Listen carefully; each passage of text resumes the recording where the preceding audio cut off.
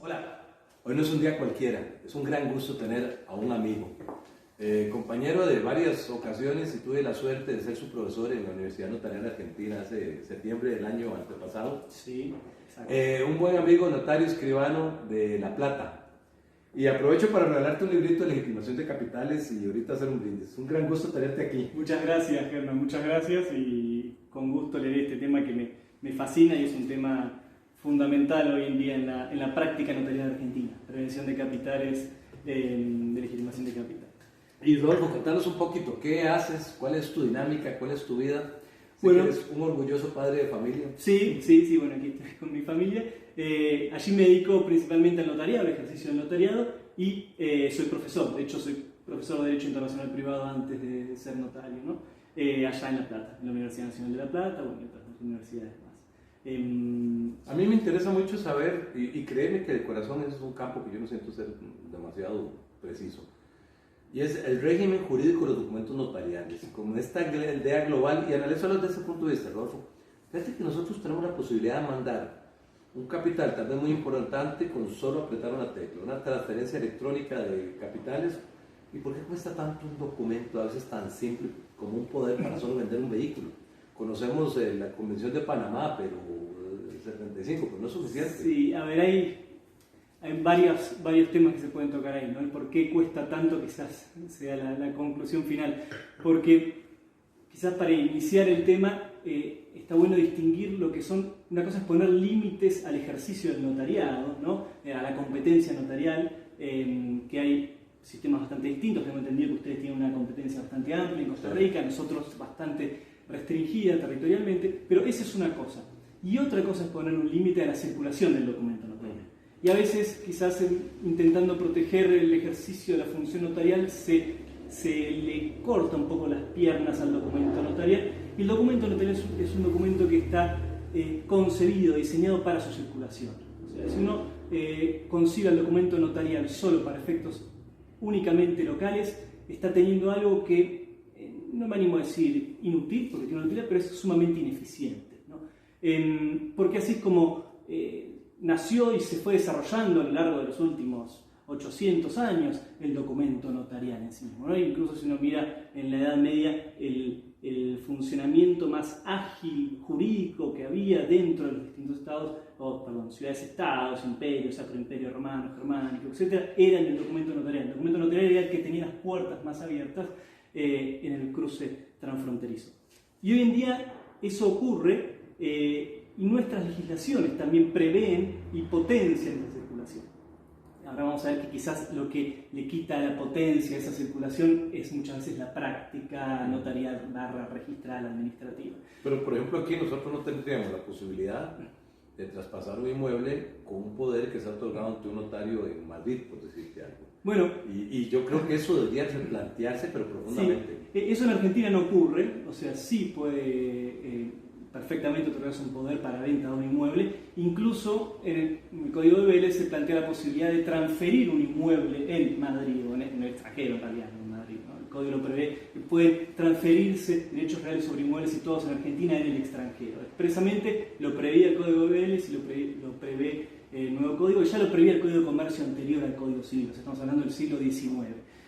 Ahora, en el caso del costarricense conozco de una manera superficial, no con detalle, pero entiendo que el propio Código también civil de ustedes, creo que es el artículo 28, 27, también prevé las mismas reglas fundamentales nuestras, que son las mismas reglas que casi todo el mundo, que es la regla locus recitactum, ¿no? Que es la ley del lugar donde se otorga un acto, es la que va a regir los aspectos formales, las exterioridades formales del documento. Entonces, no habría impedimento en otorgar en el extranjero siempre que se dé con las formas del extranjero.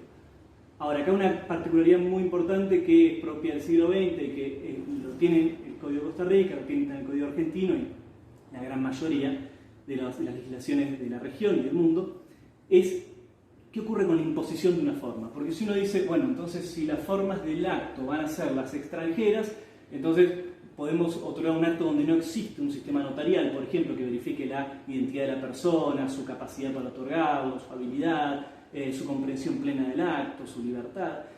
entonces podríamos con una simple certificación de firma en un sistema de common law, por ejemplo, otorgar un poder para venta de un inmueble cuando estaríamos salteando recaudos propios del notariado latino.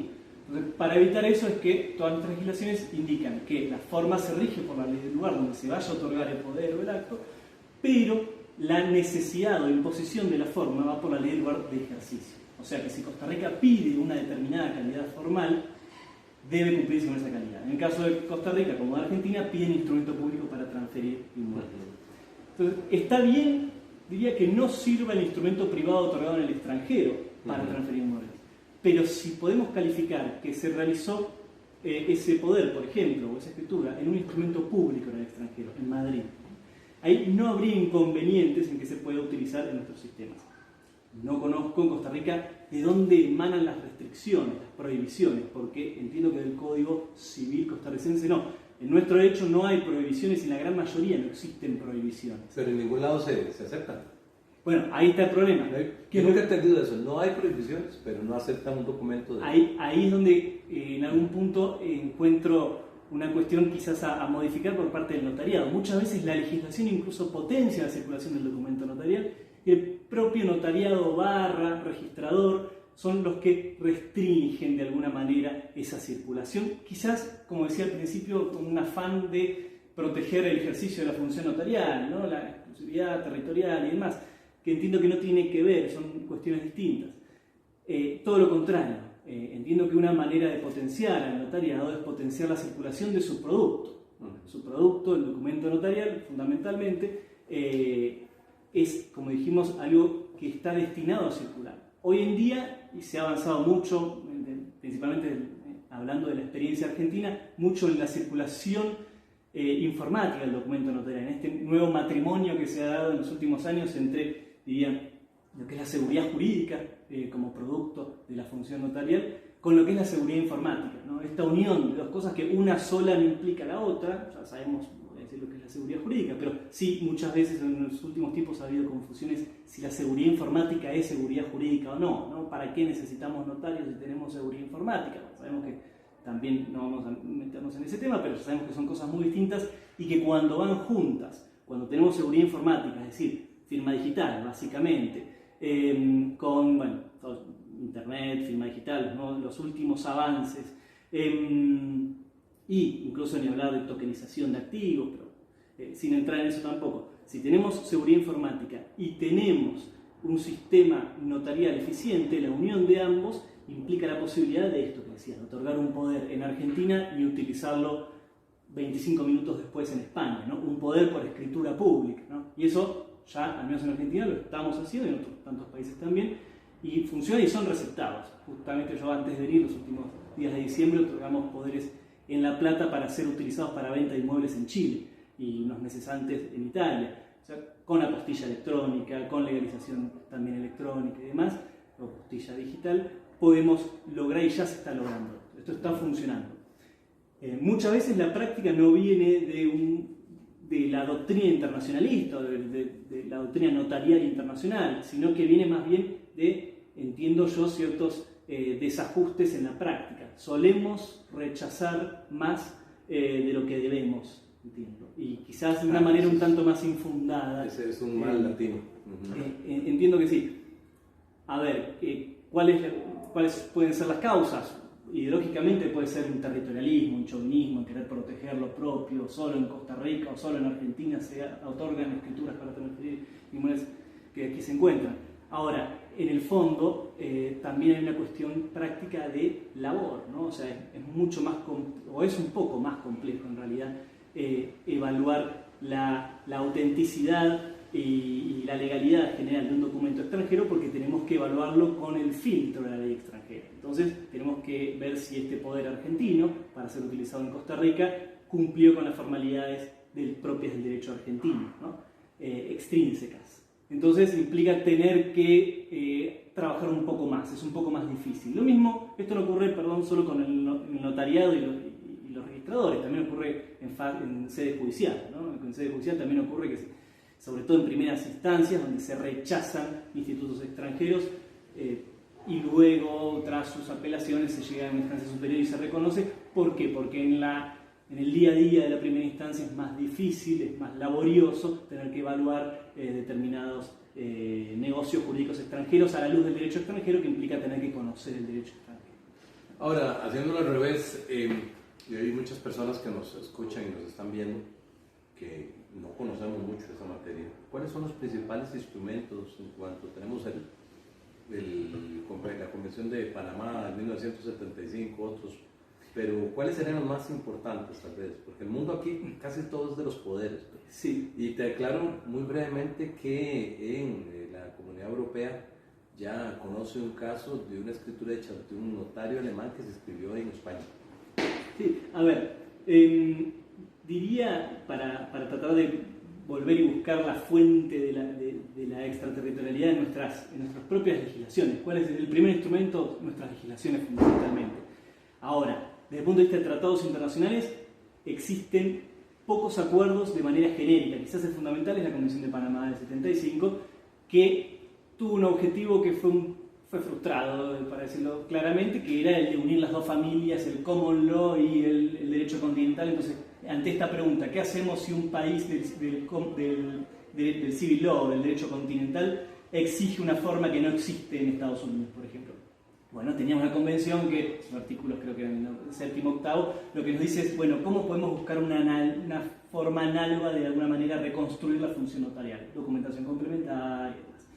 Lamentablemente digo que esto se frustró porque Estados Unidos no es parte de la Convención de Panamá. Entonces, ahí quedó un poco renga la cosa. Pero luego la Convención de Panamá tuvo efectos quizás secundarios mucho mayores o no los inicialmente previstos. Entre otros, una aplicación analógica. Como dijimos que hay poco de manera genérica, la Convención de Panamá, analógicamente, ya la jurisprudencia y el notariado mismo en Argentina lo hemos hecho ya incluso varias veces también, se interpreta analógicamente y se aplica analógicamente incluso a países que no son miembros de la Convención. O sea, hoy en día, cuando tenemos que evaluar esta cuestión con Estados Unidos o con Australia, lo evaluamos con una interpretación analógica de la Convención de Panamá. Y otra que quizás también no era tan necesaria porque, insisto, nuestras legislaciones ya tienen esta postura, pero otra era la de dejar en claro que entre los países miembros se van a aceptar los poderes otorgados por otro país miembro, ¿no? Especialmente cuando son otorgados en instrumento público. O sea, digo que esto no era un objetivo central porque entre nuestros países no debería haber este problema de que si la escritura argentina es escritura argentina para Chile también o no, que Chile hasta hace muy poco tenía esta postura también. No debería haber duda que la escritura pública costarricense, la escritura pública chilena o la escritura pública argentina son instrumentos públicos. Sin embargo, como en la práctica sigue existiendo constantemente, todo este convenio vino en algún punto, en cuanto a los poderes, a solucionar esta cuestión. Ahora, de manera genérica, ¿qué más tenemos? Nosotros, nuestra región, nada en este punto. Insisto que tampoco es tan necesario porque nuestras propias legislaciones ya toman una postura que lo recepta. No tienen prohibición, no hay prohibición de otorgar actos en extranjero. Pero la interpretación mundial ha sido que con ese celo regional que se tiene con el notario, y que muchos países no permiten ni siquiera que el notario sea un extranjero, tiene que ser un nacional. Yo pienso que hoy por hoy deberíamos de superar esas posturas, pero bueno, con este tipo de condición no resulta nada fácil poder escribir un documento, te repito, que sea un poder. Sí, bueno, los poderes son fundamentales y por eso la única convención que tenemos genérica es esta, porque es el vehículo que puede posibilitar un montón de otros negocios jurídicos, compraventa de muebles como otras tantas cosas, ¿no? Ahora bien, ¿tenemos limitaciones? Insisto, nuestras legislaciones en general no. Ahora, sí es fundamental el desarrollo y el impulso que ha dado la Convención de la Postilla de la Haya, ¿no? Que si bien... Contanos de sus beneficios y en qué consisten. Bueno, fundamentalmente el beneficio de la Convención de la Haya es lo que elimina, ¿no? Porque si no tenemos la Convención de la Haya, tenemos el régimen nosotros lo llamamos legalización por reglamento consular o cadenas de legalizaciones. Incluso el mismo nombre de la Convención de la Haya es Convención sobre supresión de legalizaciones, porque lo que aporta es lo que en realidad nos está quitando, que es tiempo, trabajo y dinero, ¿no? Es el tema, ¿no? Tampoco vamos a entrar en mucho detalle, pero es evitar esta cadena de legalizaciones consulares. ¿Cuál sería la dinámica en Argentina, por ejemplo? En Argentina, Suiza, te mando países miembros de la Convención de la Haya es bastante simple. Si una autoridad apostillante de un determinado país, que cada país determina quiénes son, en general es Cancillería costarricense, de Costa Rica, Cancillería argentina, etc. Si la autoridad apostillante, que es la Cancillería, incorpora una apostilla, ese documento puede circular formalmente, va a ser auténtico. 3 aspectos: sello, o sea, sello o timbre, la firma y el carácter, ¿no? O sea, la firma de la persona, la autenticidad de su firma, que siempre va a ser documentos públicos, ¿no? El carácter de notario, carácter de juez, de autoridad administrativa, y el sello o timbre. Entonces, ese documento, una vez que se incorpora a la apostilla, ese documento público, va a circular libremente por todos los países miembros, dejando de lado la cuestión propia de las traducciones, ¿no? Que eso es algo que sí, también es un tema aparte, pero dejando de lado la cuestión propia de traducciones, formalmente ese documento no va a poder ser objetado en los otros países. La apostilla indirectamente, si bien no trata directamente sobre el documento notarial, pero indirectamente ayuda mucho a la circulación, porque uno, cuando ve un documento español apostillado, una escritura pública española apostillada, automáticamente entiende que está todo bien, porque la autoridad apostillante ya verificó que sea auténtico estos 3 aspectos fundamentales. ¿Y qué es lo que viene ahora a sumar? La apostilla ya tiene varias décadas, pero en los últimos años se potenció por su utilización por vía electrónica o digital. Entonces, hoy en día casi todos los países miembros de la apostilla tienen su versión digital, algunos exclusivamente digital, algunos mantienen digital y papel. En Argentina hoy en día es exclusivamente digital, hasta hace muy poco estaba en papel. Y bueno, es fundamental porque ¿qué le suma su elemento digital? Lo que hablábamos hoy, facilita su circulación, elimina tener que mandar por correo un Poder España, por correo postal, digo, ¿no? Un Poder España, sino que simplemente con un clic en un email o con WhatsApp, por WhatsApp podemos mandar un poder de venta de un campo de 25 hectáreas, ¿no? Apostillado y sin ningún inconveniente.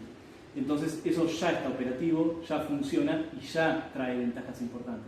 Ventajas no necesariamente para el ejercicio del notariado, ventajas principalmente para las personas, ¿no? Para poder extraterritorializar sus aspectos personales, es decir, sus aspectos que hacen a su persona como persona jurídica, ¿no? Es decir, patrimonio, relaciones de familia, títulos universitarios, etc. Por eso es que es fundamental para el usuario, para el ciudadano, más que para el notariado y más que para los abogados. Tenemos que pensar en el usuario. La función notarial tiene que estar hecha, desde mi punto de vista, a la medida. Y no hay duda que con una sociedad civil cada día más transnacionalizada, es fundamental dar herramientas a esta sociedad civil, ¿no? Y el notariado está en una posición única por su trayectoria y por su posición actual para poder dar estas herramientas, y entiendo que lo está haciendo, más allá de que en algunos aspectos tenemos que avanzar un poco más, pero entiendo que lo estamos haciendo. No hay duda que sos un experto. Ha sido un gran gusto tenerte aquí en Academia Notarial de Costa Rica, un invitado de lujo, un buen amigo. Y lo que creo que es importante que tenemos que hacer es saludar y hacer un brindis por aquellos amigos del grupo de septiembre del 2018. 18, pues sí. Septiembre del 2018, a todos los amigos que se les aprecia tanto, no voy a decir nombres, pero son tantos, un equipo maravilloso fue eso. Absolutamente. Y que se repita. Que se repita. Y los esperamos aquí en Costa Rica. Muchísimas gracias. Germán Mora, aquí está escondido mi buen amigo Francisco Vargas de la Academia Notarial de Costa Rica. Ahí tenemos un camarógrafo. Muchísimas gracias por la compañía y especialmente gracias a vos. Gracias a ustedes por esta recepción. No, genial. Y un saludo y un brindis a todos los amigos del grupo de la Universidad Notaria Argentina, septiembre de 2018, un grupo internacional. Y muchas gracias a las personas que nos ayudan allá. Salud. Gracias, hasta luego.